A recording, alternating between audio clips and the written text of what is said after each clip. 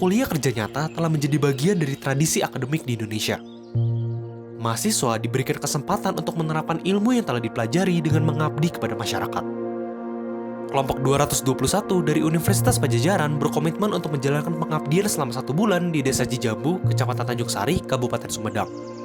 Dalam program ini, kami membagi fokus pengabdian ke dalam beberapa bidang utama, yaitu ekonomi kreatif, sosial budaya, lingkungan hidup, kesehatan, serta ketahanan pangan. Berdasarkan hasil observasi yang kami lakukan, kami mengidentifikasi berbagai permasalahan yang dihadapi masyarakat Desa Cijambu.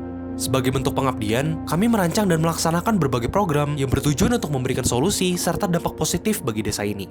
Oke, selama kemarin survei 1 minggu, kita menemukan beberapa masalah yang terjadi pada UMKM di sini. Masalah tersebut adalah salah satunya mengenai legalitas produk usaha yang belum dimiliki atau belum lengkap, meliputi NIB, PIRT, dan sertifikasi halal. Kita dari kelompok sosial budaya itu menemukan bahwa ada banyak anak di sini itu menggunakan tutur kata yang tidak seharusnya gitu. Jadi menggunakan bahasa yang kurang sopan, yang tidak seharusnya diucapkan ke teman-teman sebaya maupun ke orang tua. Berdasarkan hasil survei kemarin, aku sering ketemu bahwa masyarakat di sini tuh masih mengelola sampah itu dibakar ujung-ujungnya. Padahal kita tahu bahwa hasil pembakaran itu kan ngasilin karbon dan itu akan berdampak banget ke perubahan iklim yang ada. Padahal kita tahu juga di masyarakat Cijambu ini mata pencaharian utamanya adalah pertanian dan itu akan sangat berdampak untuk hasil panen mereka sendiri. Jadi kemarin kami dari Subdit Kesehatan itu survei ke beberapa kader, ke bidan desa juga, dan kami menemukan bahwa masalah stunting masih menjadi problem yang utama gitu di Desa Cijambu ini. Kemudian juga kami menemukan bahwa beberapa penyakit terkait sanitasi seperti diare,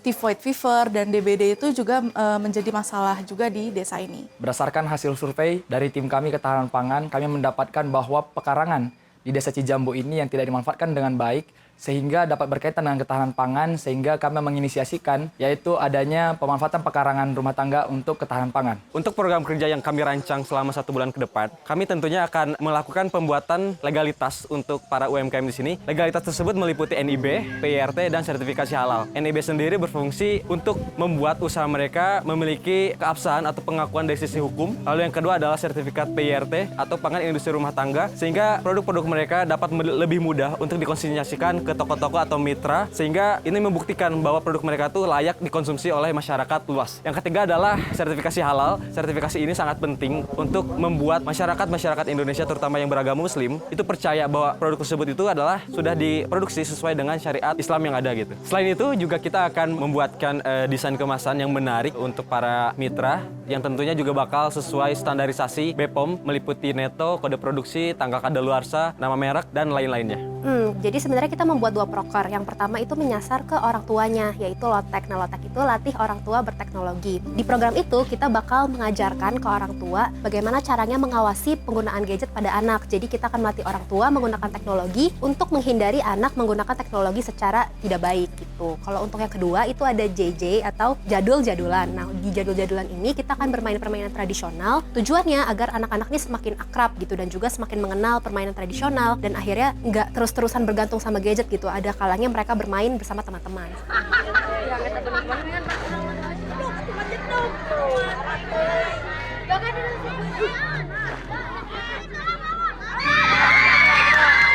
Yang pertama bahwa Desa Cijambu ini kan pengelolaan sampahnya kurang. Nah, di sini tuh udah ada proker untuk Jumat Bersih. Paling kita ngikut untuk Jumat Bersih dan sosialisasi penyuluhan bagaimana pemilahan sampah organik, anorganik, dan B3.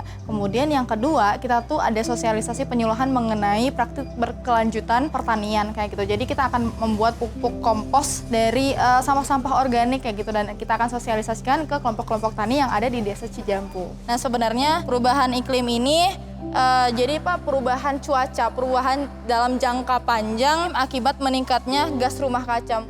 Oke, proker kami ini ada 3. Yang pertama itu adalah berkaitan dengan penyuluhan dan juga workshop empati kepada ibu hamil. Karena kenapa masalah stunting ini ternyata emang lebih pada pola asuh makan dari orang tua ke anaknya gitu. Yang kedua, program kami ini adalah penyuluhan stunting lagi, tapi bedanya kami akan ikut serta dalam kegiatan posyandu. Yang terakhir adalah kami memberikan edukasi kebiasaan mencuci tangan kepada anak kelas 1-2 SD guna untuk menerapkan kebiasaan sanitasi juga sejak dini. Kalau kalian sehat, kalian bisa main gitu kan. Makanya harus cuci. Betul. Program kerja yang kami inisiasikan terkait dengan permasalahan yang ada di Desa Cijambu ini merupakan Bumi Pangan Mandiri, yaitu program kerja yang memanfaatkan pekarangan rumah tangga dengan pemanfaatan limbah rumah tangga sebagai pupuk atau nutrisi dari Bumi Pangan Mandiri tersebut.